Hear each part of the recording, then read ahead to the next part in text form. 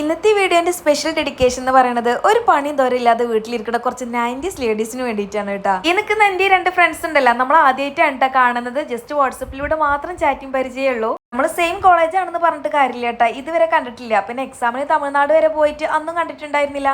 എന്തായാലും ഇന്നാണ് നമ്മൾ കണ്ടുമുട്ടിയിട്ടുള്ളത് കേട്ടോ. പിന്നെ ഞാൻ കുട്ടിക്ക് ഇങ്ങനെ പൊടി കൊടുത്തോണ്ടിരിക്കുകയായിരുന്നു ഉച്ചക്ക്. അപ്പോഴാണ് ഇവർ വിളിക്കണത്, വാ നമുക്കൊന്ന് പോയോക്കാൽ SM സ്ട്രീറ്റിൽ എന്നുള്ളത്.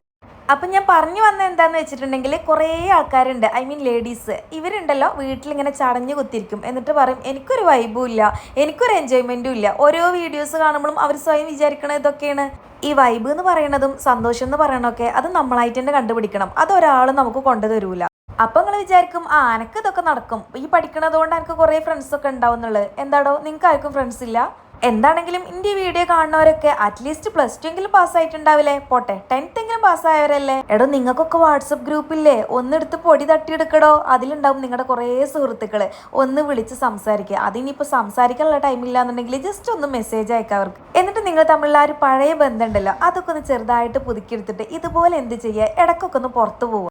ഇനിയിപ്പോൾ ഇത്രയൊക്കെ പറയുമ്പോൾ നിങ്ങൾ പറയും എനിക്ക് കുട്ടികളും മക്കളൊന്നും ഇല്ലല്ലോ, ഞങ്ങൾക്ക് അതൊക്കെ ഉണ്ട്, ഞങ്ങൾക്ക് ഒരുപാട് പ്രാരാബ്ദങ്ങളുണ്ട്, ഞങ്ങൾക്ക് ഇതൊന്നും നടക്കൂല എന്നുള്ളത്. എടോ എനിക്കൊണ്ടിവിടെ 2 കുട്ടികൾ, അവറ്റകളൊക്കെ സ്കൂളിൽ വിട്ടിട്ടും വീട്ടിലും ഉമ്മാൻ്റെ അടുത്ത് ആക്കിയിട്ടൊക്കെ ഞാനീ വന്നിട്ടുള്ളതേ. നിങ്ങൾക്ക് ഇങ്ങനെ വല്ല പ്ലാനിങ് ഉണ്ടെന്നുണ്ടെങ്കിലേ നിങ്ങൾ പഞ്ചായത്തിൽ മുഴുവൻ ആൾക്കാർ സമ്മതം കിട്ടാനൊന്നും നിൽക്കണ്ട, കെട്ടിയവൻ്റെ സമ്മതം വാങ്ങിക്കുക. പിന്നെ ഇതുപോലെ ചെറിയ കുട്ടികളുണ്ടെന്നുണ്ടെങ്കിൽ ഉമ്മാൻ്റെ അടുത്ത് ജസ്റ്റ് ഒന്ന് ചോദിക്കുക, ഒന്ന് നോക്കും എനിക്കൊന്ന് പുറത്ത് പോയി വരണം എന്നുള്ളത്, അത്രേ ആവശ്യമുള്ളൂ. ഇത് 18ാമത്തെ വയസ്സിൽ വീട്ടുകാരെ പ്രാരാബ്ദം കൊടുക്കാൻ വേണ്ടിയിട്ട് അവരെന്ത് ചെയ്യും, അത് പിടിച്ച് കെട്ടിക്കും. എന്നിട്ട് എന്താ 22ാം വയസ്സിൽ 23ാം വയസ്സിൽ 2-3 കുട്ടികളാവും. പിന്നെന്തായി, നമ്മൾ തള്ളാരായി. അതിനെ അവരെ പറഞ്ഞിട്ട് കാര്യമില്ല, അതിന്റെ റെസ്പോൺസിബിലിറ്റി നമുക്ക് തന്നെയാണ്. പിന്നെ മറ്റുള്ളവർ മുന്നിൽ നമ്മൾ എന്തായി, തള്ളാരായി. പിന്നെ മറ്റുള്ളവരെ പറഞ്ഞിട്ടും കാര്യമില്ല, കാരണം തള്ള വൈബ് ഓൾറെഡി നമുക്ക് തന്നെ ആയി വരുന്നുണ്ട്. ഒരു 23 വയസ്സ് അതല്ലെങ്കിൽ 2-3 കുട്ടികളാകുമ്പോൾ നമ്മൾ സ്വയം ചിന്തിക്കുകയാണ് നമ്മൾ തള്ളാരായിന്ന്. പിന്നെ 30, 32, 35 വയസ്സുള്ളവരെ കാര്യമൊന്നും പറയണ്ടല്ലോ. എടാ ന്യൂ ജനറേഷന് കാണിച്ചു കൊടുക്കടോ ഈ തള്ള വൈബ് എന്താന്നുള്ളത്. നിങ്ങളുണ്ടല്ലോ ഇങ്ങനെ ഫ്രണ്ട്സായിട്ട് ഒന്ന് ജസ്റ്റ് ഒരു 2 ഡേയ്സ് നിങ്ങളൊന്ന് പുറത്തു പോയോക്ക്. ഒന്നും വേണ്ട, ഒരു രാവിലെ ഒരു 10 മണിക്ക് പോയിട്ട് ഒരു 5 മണിക്ക് തിരിച്ചു വന്നാലും മതി. ആ ഒരു ഡേ ഉണ്ടല്ലോ നമ്മൾ ഫുള്ളി ഭയങ്കര ഹാപ്പി ആയിരിക്കും. ജസ്റ്റ് ഒന്ന് ട്രൈ ചെയ്ത് നോക്ക് നിങ്ങൾ.